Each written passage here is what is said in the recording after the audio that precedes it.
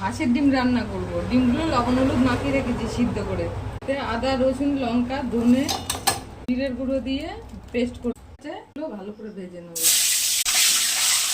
ভাজা হয়ে গেছে, ওটা পেঁয়াজ দেবো, কটা ভেজে নিলাম। পেঁয়াজগুলো ভেজে তুলে রাখতে লঙ্কা দিলাম, তেল জিরে দিলাম, তেজপাতা দিলাম, কেন পেঁয়াজ গোটা রসুন কটা দিয়ে ভাজা হয়ে মশলাটা দিয়ে দিলাম। রসুন শুকনো লঙ্কা জিরের গুঁড়ো ধনে বাটা দিয়ে দিলাম, লবণ দিলাম, হলুদ দিয়ে অল্প একটু চিংড়াটাকে ভালো করে কষিয়ে নেব। সিদ্ধ করা আছে দিয়ে দিলাম, পেঁয়াজগুলো দিয়ে দিলাম আর অল্প একটু কষাবো। জল দিয়ে গুলো দিয়ে দিলাম, ফুটবে, গরম মশলা দিলাম। এবার 10 মিনিট হাঁসের ডিমের ঝোল, আলু দিয়ে হাঁসের ডিমের ঝোল।